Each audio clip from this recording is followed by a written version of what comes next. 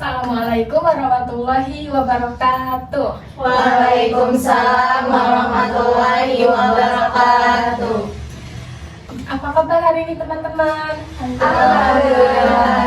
Alhamdulillah semuanya dalam keadaan sehat ya. Saya ucapkan terima kasih bagi teman-teman yang sudah menyempatkan waktunya hadir pada hari ini. Nah, sebelum kita melakukan kegiatan hari ini, alangkah baiknya kita berdoa terlebih dahulu supaya kita dilindungi oleh Allah Subhanahu wa Ta'ala dan dimudahkan dalam urusannya dan tidak ada kendala apapun sampai akhir nanti kegiatan. Berdoa mulai. Selesai. Alhamdulillah. Nah, teman-teman tahu nggak kita dikumpulkan seperti ini untuk apa?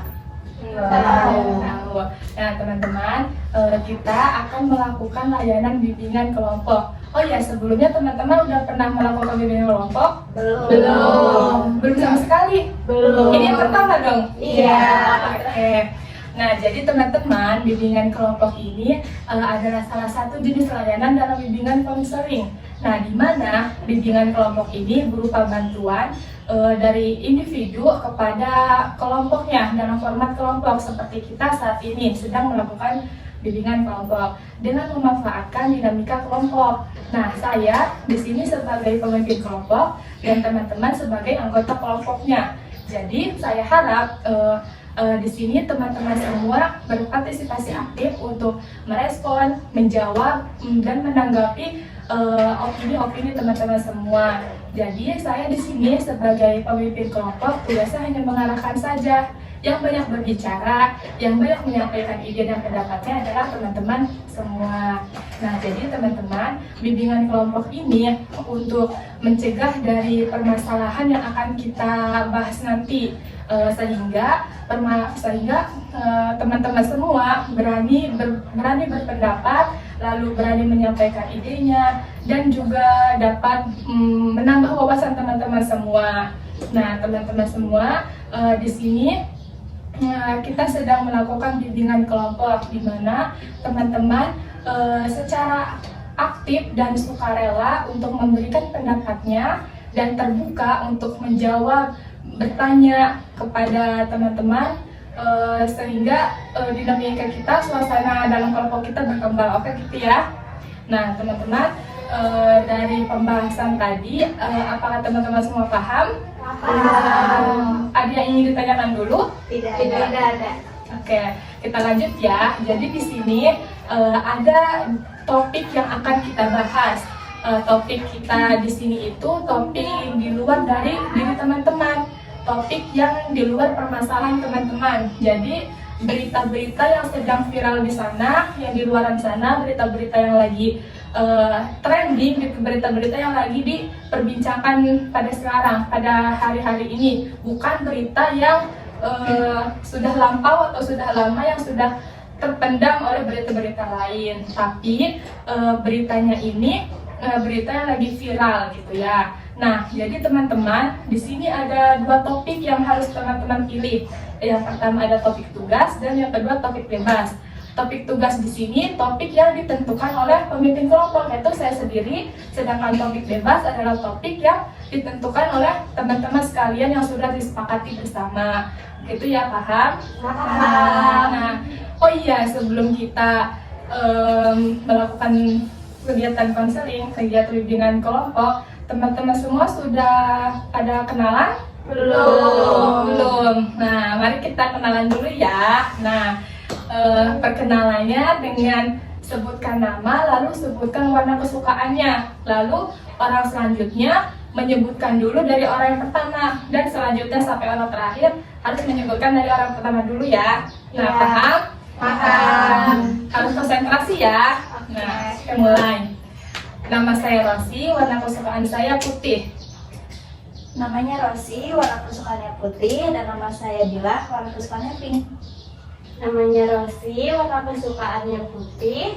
Namanya Dila, warna kesukaannya pink.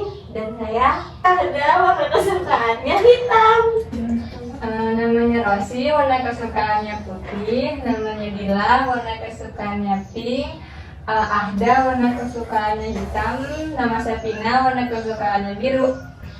Namanya Rosi, warna kesukaannya warna putih. Namanya Dila, warna kesukaannya pink. Namanya Ahda, warna kesukaannya hitam. Namanya Pina, warna kesukaannya biru. Nama saya Mila, warna kesukaannya hijau. Namanya Rosi, warna kesukaannya putih. Namanya Dila, warna kesukaannya pink. Namanya Ahda, kesukaan warnanya hitam. Namanya Pina, kesukaan warnanya biru. Namanya Mila, kesukaannya hijau. Nama saya Rina, kesukaannya warnanya abu-abu. Oke, lanjut. Namanya Rosi, kesukaannya putih. Namanya Dila, kesukaannya pink. Namanya Ahda, kesukaannya hitam. Namanya Pina, kesukaannya biru. Namanya Mila, kesukaannya hijau. Namanya Rina, kesukaannya abu-abu. Nama saya Liza, kesukaannya coklat. Namanya Rosi, warna kesukaannya biru. Namanya Dila, warna kesukaannya pink. Warnanya Ada, namanya Ada, warna kesukaannya biru. Namanya Pina, warna kesukaannya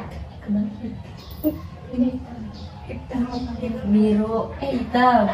Namanya Mila, warna kesukaannya hijau. Namanya Rina, warna kesukaannya abu-abu. Namanya Liza, warna kesukaannya coklat. Nama saya Lilis, warna kesukaan saya merah. Oke, saya ulang ya. Nama saya Rosi, warna kesukaannya putih. Namanya Dila, warna kesukaannya pink. Namanya Ahda, warna kesukaannya hitam. Namanya Pina, warna kesukaannya biru. Namanya Mila, warna kesukaannya hijau. Namanya Rina, warna kesukaannya abu-abu. Namanya Liza, kesukaannya coklat. Namanya Lilis, warnanya merah. Betul? Iya. Oke. Semuanya sudah saling kenal ya? Sudah. Sebelum kita menentukan apa yang akan kita bahas, teman-teman semua sudah siap belum melakukan bimbingan kelompok? Siap. Oke, siap. Kalau sudah siap, selama kegiatan diskusi kita tidak ada yang boleh memainkan handphone dan tidak perlu adanya dicatat. Jadi semuanya siap, oke? Oke. Nah, jadi apa nih topik akan kita bahas? Topik bebas atau topik tugas?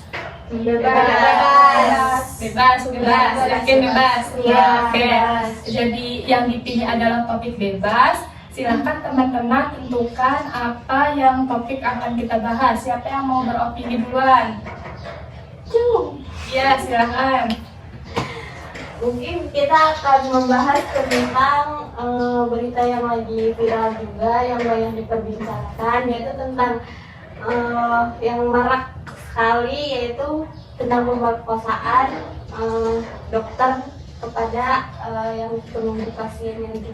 Oke, berarti pelecehan seksual ya dalam oleh dokter yang ada di yang tadi itu ya. Oh, oke, ada lagi? Saya. Ya, silakan. Ada apa tuh? Oplos BBM. Oh, oke, ya. Itu menarik. Betul. Gitu. Siapa lagi? Yang mau berpendapat lagi? Udah? Setuju?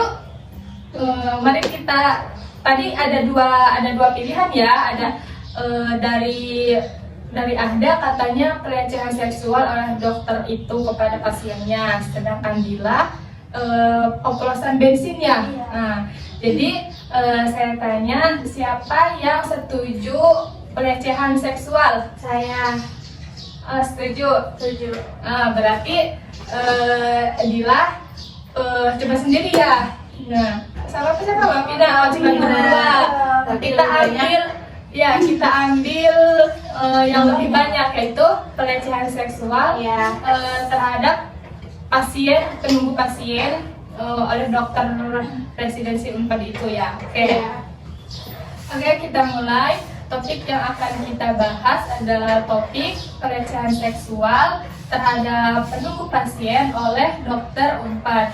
Oke, tadi yang beropini Ahda duluan. Ahda silahkan, apa yang Ahda dapatkan informasinya? Jadi dari berita yang saya tahu, Jadi dia tuh seorang dokter gitu ya, dokter apa sih, dokter Unpad gitu. Ya, siapa? Intinya dokter Unpad gitu kan. Nah jadi ada penunggu pasien. Pasien ini ayahnya yang lagi sakit. Nah ayahnya lagi sakit. Dia tuh apa sih, si dokternya minta si anaknya ini buat ngedonorin darah.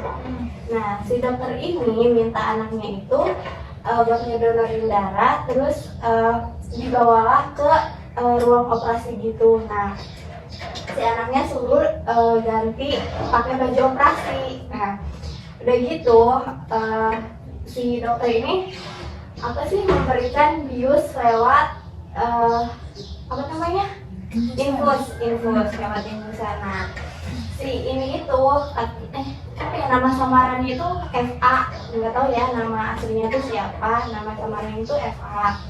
Nah dia tuh udah diinfus, dia nggak sadarkan diri. Nah itu kejadiannya itu jam 1 malam di tanggal berapa ya? Ya di Maret inilah 2025 gitu. Nah dia nggak sadarkan diri selama 4 jam. Nah pas dia sadarkan diri jam 4 subuh itu, dia ngerasa ada yang aneh nih gitu, kayak apa ya, tangannya bengkak katanya kan, kayak nggak tahu abis diapain gitu kan. Terus dia merasakan sakit di area sensitifnya. Udah gitu dia bilang sama ibunya kalau ada yang janggal nih gitu, waktu dia disuruh donorin darah buat si ayahnya ini. Nah habis gitu karena keluarganya ini janggal, akhirnya dia lapor ke pihak berwajib. Dan gitu udah ditanganin dan sekarang ya kebongkar, maksudnya iya ketahuan gitu, dan lagi diselidikin juga lebih lanjut seperti itu. Ya, ada yang ingin memberikan informasi lagi? Jadi kayak sedikit menambahkan aja dari Ahda tadi, bahwa katanya dokternya itu mahasiswa Unpad. Namanya itu kalau nggak salah itu namanya Priguna Anugrah. Dia itu seorang dokter residen anestesi di rumah sakit apa namanya, Hasan Sadikin Bandung. Nah dari cerita Ahda tadi, katanya sebelum ditangkap itu si pelaku sebenarnya kayak udah melakukan tindakan itu tuh kayak udah beberapa kali, cuma sama korban itu baru terbongkar karena korban ini melaporkan. Nah katanya sebelum ditangkap ini pelaku itu kayak mencoba bunuh diri, tapi akhirnya kayak diselamatkan sama pihak berwajib dan akhirnya sekarang tertangkap gitu. Oke. Yang lain yang memberikan informasi siapa? Kakak Pina itu si pelakunya itu kan mau bunuh diri, terus ketangkap sama polisi, terus di penjara. Dan di penjaranya juga katanya 17 tahun di penjara. Oke, ada lagi yang berpendapat? Saya Silahkan. Jadi menurut saya itu kasus ini tuh kasus itu sangat mencoreng profesi dokter.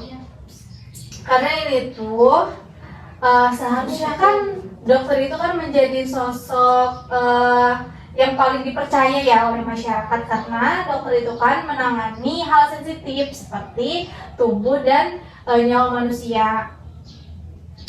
Terus kalau dokter ini melakukan pelecehan terhadap manusia, terhadap wanita, apalagi terhadap keluarga pasien yang yang sedang dalam kondisi rentan seperti yang di berita tersebut kan. Terus nah itu juga menunjukkan rusaknya moral seorang dokter tersebut. Terus di sini juga kita bisa lihat bahwa pendidikan pendidikan karakter sejak dini itu sangat penting yang harus kita pelajari dari pendidikan, karena pendidikan ini kita nggak harus pendidikan akademik saja, tapi juga harus memperkuat nilai-nilai etika moral tersebut. Sudah. Baik, jadi moral dan etika itu sangat penting ya. Iya. Jangan pun sama jabatan-jabatan yang paling tinggi, tapi etika itu lebih tinggi jabatannya daripada jabatan aslinya gitu kan. Nah, oke, siapa lagi yang ingin berpendapat? Saya ingin berpendapat. Saya setuju dengan pendapat Teh Dila tentang pentingnya pendidikan, akhlak, dan sopan santun. Baik. Nah, gimana teman-teman? Saya deh. Oke, silahkan Dila. Kalau dari saya sih kayak ada yang bikin ngeri gitu. Dia tuh kan menggunakan obat bius ya, enggak inklusif gitu. Jadi dari dia udah ada perencanaan gitu. Jadi dari kitanya juga harus sadar bahwa kasus kekerasan seksual itu bisa datang karena emang dari dianya yang atau dari dia yang tidak sehat gitu pikirannya, kayak merasa sedih juga ke diri sendiri gitu. Yang tadi dibilang oleh Mila ya, kasus seksual itu bisa dilakukan di mana saja, apalagi di tempat yang profesional itu rumah sakit. Nah, adapun yang waktu itu saya pernah melihat dari sisi budaya kampus tuh, beberapa waktu lalu ada kasus perundungan juga di program kedokteran yang yang dokter spesialis. Nah, itu juga bisa jadi gambaran bahwa ada budaya senioritas atau tekanan yang tidak sehat begitu. Jadi udah ada perencanaan gitu dari dianya, enggak emang impulsif langsung. Oke, jadi udah rencana dulu ya sih. Iya, ada perencanaan enggak. Oke. Kita juga ini nggak sih patut ngapresiasi buat si korbannya ini karena dia berani speak up, berani ngelapor gitu kan. Karena kan sebelumnya katanya di beritanya itu udah ada korban-korban sebelumnya gitu. Bahkan pas si polisi ngegeledah ruangannya itu kayak si polisi ini nemuin kayak kantong plastik katanya kan, yang kayak udah lama banget, tapi di dalamnya itu ada alat kontrasepsi gitu yang udah dipakai gitu. Nah kan dari situ kita jijik gak sih gitu kan, berarti ini kan udah lama kan, berarti kayak si dokter ini ya banyak korban, tapi korban-korban sebelumnya itu nggak berani speak up. Nah si FA ini dia berani gitu buat speak up, buat ngelapor ke ibunya, dan dan keluarga ini Menerima ya? Iya, kayak menerima, terus ngelapor juga kan ke pihak berwajib. Nah ya itu kan sangat bagus ya gitu, karena berani speak up gitu. Jadi buat mencegah gitu korban-korban selanjutnya gitu, biar nggak ada yang jadi korban selanjutnya kayak gitu. Mungkin menurut saya sih ya, korban yang sebelumnya itu dia tuh nggak berani speak up karena takutnya tidak dipercaya gitu sama orang lain. Makanya mungkin dia lebih baik diam.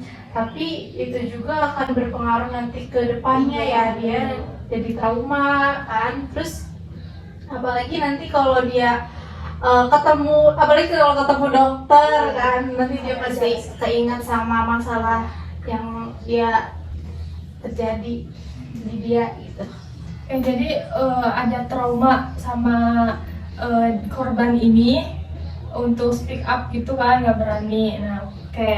Yang lainnya gimana?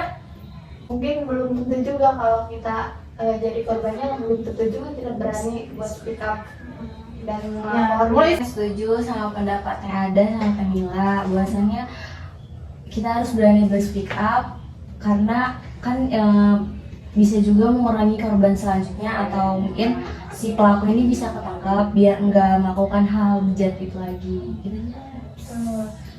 Oke. Ya, silakan. Nah, saya setuju sama pendapat Mila tadi, karena kita sebagai wanita juga ketika jangan takut, karena perempuan itu kayak udah ada perlindungan dari pemerintahnya, kayak ada komisi nasional anti kekerasan terhadap perempuan, anak. Jadi kalau misalkan kita diem aja, kita nggak speak up, itu kita yang bakal kayak tertekan dan punya gangguan psikologis juga kan, punya trauma yang berat. Itu aja sih. Oke, jadi yang korban ini harusnya jangan takut ya untuk speak up, karena mereka sudah dilindungi oleh negara langsung. Nah, gitu ya. Tapi ya menurut saya nggak harus nggak harus kasus yang kemarin kan banyak juga ya di Indonesia, banyak banget pelecehan seksual. Nah itu kan, nah kita juga sebagai wanita harus benar-benar menjaga diri kita, karena emang kita tuh sebenarnya mahal kan, jangan mudah dirayu sama laki-laki gitu. Menurut saya gitu, karena akan merusak masa depan juga sih ya kalau misal kita udah bilang lah. Jadi masa depan kita juga harus direncanakan ya. Kalau kita sudah dirusak misalkan, belum tentu loh gitu akan diterima dengan baik lagi. Oke. Yang malunya kan perempuan. Oke. Dari tadi yang belum berpendapat, Rina, apa pendapat Rina tentang tadi yang dikatakan Teh Mila, Teh Ahda? Saya setuju dengan pendapatnya, dan kita harus menjaga diri kita agar tidak dilecehkan oleh orang lain. Ini kan hukumannya 17 tahun penjara. Kita udah setara, tapi tidak dengan korbannya yang tetap masih punya Trauma selama hidupnya. Dan juga hukumannya 17 tahun di penjara. Dan itu tuh setara, tapi nggak sama pelakunya gitu, nggak sama korbannya itu. Terus kan korbannya kan punya trauma gitu, takut gimana gitu, tapi nggak setara gitu hukumannya 17. Takutnya dia kalau bisa aja gitu, kalau abis udah bebas gitu, dia bisa aja gitu melakukannya kembali ya, takutnya tuh terulang seperti itu lagi. Kalau korbannya kan pasti merasakan trauma sepanjang hidupnya gitu, dan merasakan kayak malu gitu loh. Tapi tidak, tapi enggak sama pelakunya. Oke, ada yang ingin berpendapat lagi? Kalau bertanya boleh nggak? Oke, silakan. Mau bertanya ya, kenapa orang dengan latar belakang pendidikan tinggi tersebut kayak bisa melakukan kekerasan seksual seperti kasus tadi? Oke. Mungkin ya bisa jadi karena dia punya jabatan yang tinggi gitu, jadi dia semena-mena gitu loh. Kayak ya pokoknya pikirannya tuh kayak saya dokter gitu, jadi kayak ya saya bebas dong melakukan apapun gitu tuh, kayak tanpa melihat dampak dari itunya tuh kayak gimana gitu kan. Terus juga ya, masih kita sebagai manusia gitu, maksudnya masih bawahan dari yang punya jabatan kita ya kita ikut aja, terus kayak percaya aja gitu, karena ya kita tahu diri gitu. Terus juga ya respon pihak dari keluarga korban tersebut, keluarga korban tersebut sih sudah memaafkan si pelaku, terus sudah menerima permintaan, dan pelakunya juga sudah minta maaf kepada keluarga korban. Dan keluarga korban juga menerima permintaan maaf dari si pelaku tersebut. Namun keluarga tersebut itu menegaskan bahwa proses hukum ini harus tetap berjalan seperti itu, dan sampai tuntas intinya kayak gitu. Terus mereka juga menyampaikan bahwa korban masih dalam pendampingan untuk memulihkan keadaannya, ya, kondisi si korban. Jadi ada trauma si korban ini Iya, ya. nah, korban tersebut juga masih sedang melindungi lah, sedang ada pendampingan Khusus. ya, khusus kayak gitu. Oke. Yang lain ada lagi yang berpendapat?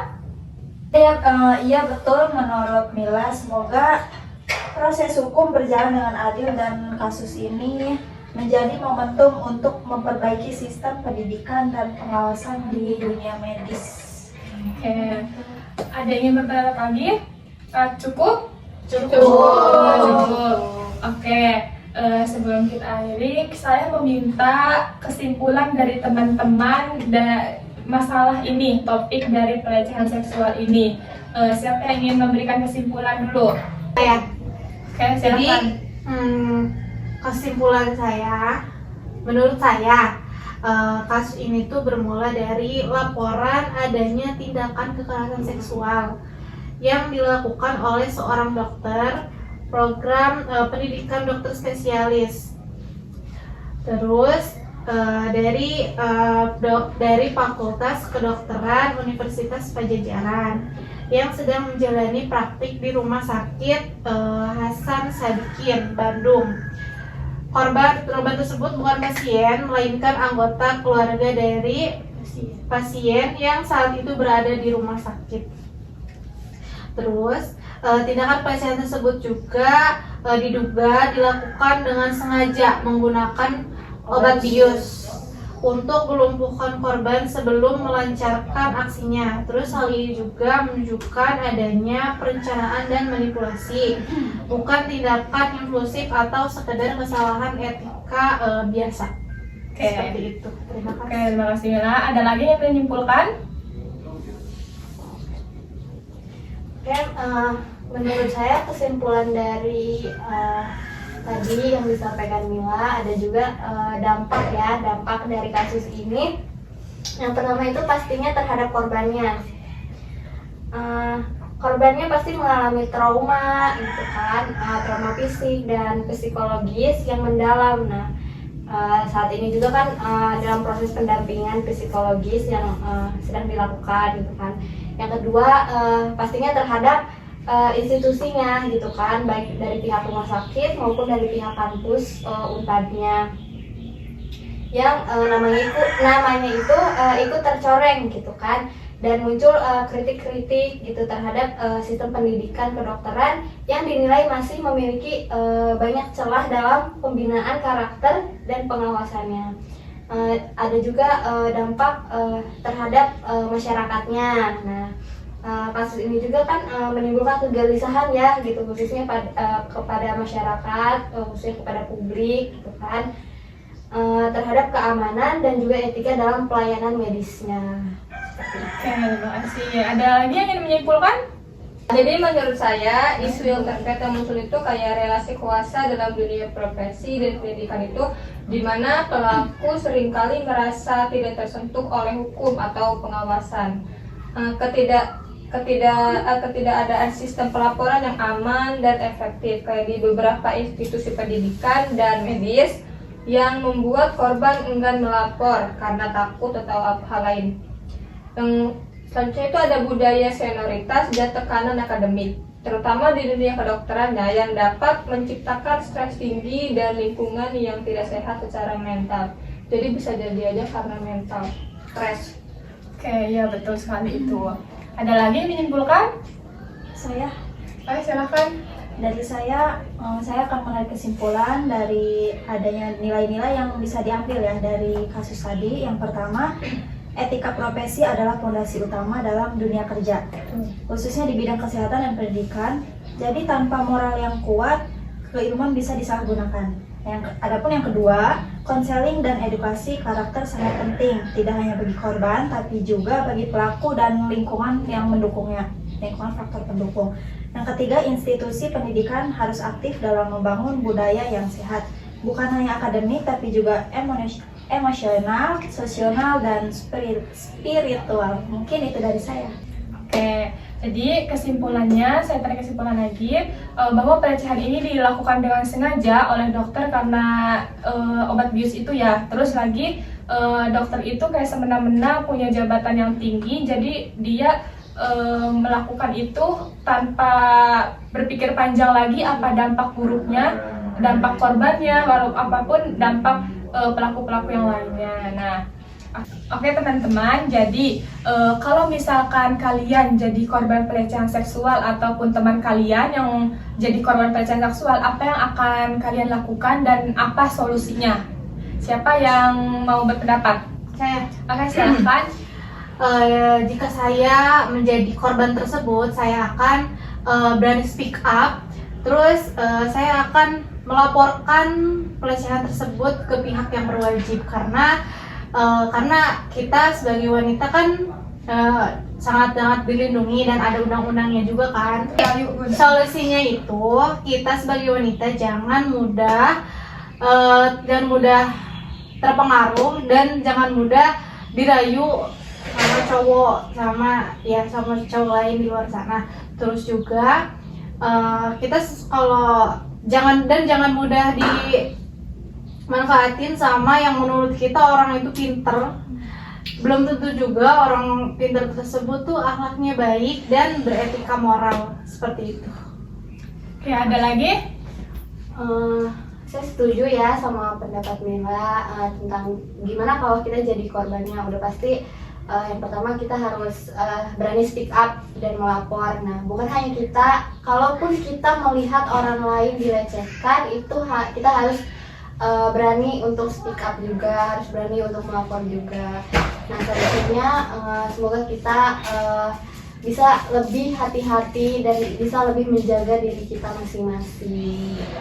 Oke, sebelum kita akhiri, saya minta pesan dan pesan dari teman-teman semua. Satu-satu masing-masing mempunyai kesan dan pesan dalam yang kita lakukan saat ini, kegiatan bimbingan kelompok dalam kasus pelecehan seksual ini. Oke, Dilah dulu. Oke. Pesan dan pesan dari saya, pesannya saya merasa setelah diskusi ini mata saya lebih terbuka bahwa pelecehan seksual ini bisa terjadi mana saja, baik itu di ruang profesional seperti rumah sakit tadi. Adapun pesannya, semoga kita menjadi orang yang pintar dan orang pintar yang beretika, jaga kepercayaan masyarakat pada profesi-profesi yang mulia ini. Oke, ada lagi? Menurut saya pesan dan pesan dari saya dari diskusi kali ini, diskusinya sangat menyentuh ya, dan membuat saya merenung gitu bahwa pendidikan tinggi bukan jaminan moral seseorang. Nah, pesannya etika dan akhlak itu adalah fondasi yang sangat penting. Semoga kampus-kampus yang ada di Indonesia itu bisa lebih menekankan pendidikan yang berkarakter, bukan hanya nilai akademiknya saja. Oke, ada lagi yang ingin berpendapat? Oke, silakan. Kesan-pesan dari saya kesannya yaitu saya jadi lebih paham bahwa kasus kekerasan seksual bukan hanya masalah individu, tapi juga ada masalah yang harus dikritisi. Pesannya itu jadilah bagian dari lingkungan yang aman dan mendukung, dan jangan pernah takut untuk bersuara. Oke, ada lagi? Saya. Oke.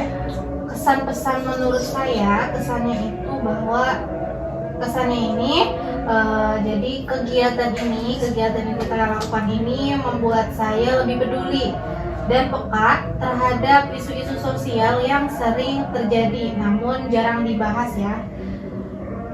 Jarang dibahas di ruang formal. Terus untuk pesannya, semoga kita bisa menjadi pribadi yang berani melindungi, bukan membiarkan kepekaan, karena kepekaan adalah bagian dari akhlakul karimah. Oke, ada lagi? Saya. Oke, silakan. Kesan dari saya senang bisa ikut berdiskusi tentang isu serius ini. Banyak hal yang saya baru tahu dan saya sadari setelah mendengar teman-teman. Pesan dari saya, bimbingan konseling harus hadir sebagai tempat aman bagi korban dan ruang relasi bagi semua pihak. Oke, ada lagi? Saya kesan dan pesannya itu, kesannya saya merasa topik ini sangat relevan dengan kehidupan kampus dan profesi. Diskusi ini sangat bermakna dan pesannya itu mulai jaga lingkungan, belajar dan sehat dari segala bentuk kekerasan baik verbal maupun fisik. Semua berawal dari empati. Oke, terakhir ada lagi? Ada. Oke. Kesan dan pesan dari saya, kesannya itu diskusinya sangat terbuka dan membuat saya lebih sadar akan pentingnya memahami perspektif korban dan memperjuangkan keadilan. Pesannya, saya ingin menjadi bagian dari perubahan untuk menciptakan budaya saling menghormati tanpa kekerasan. Nah, cukup. Oke. Apakah sudah cukup? Cukup. Oke. Permasalahan ini kita sudah selesai ya. Jadi kapan nih kita akan melakukan bimbingan kelompok lagi? Besok apa 1 minggu ke depan? Minggu depan. Minggu depan? Iya. Oke, minggu depan ya. Minggu depan kita akan bahas permasalahan yang lain atau permasalahan yang tadi Dila sebutkan tentang BBM itu ya. Iya.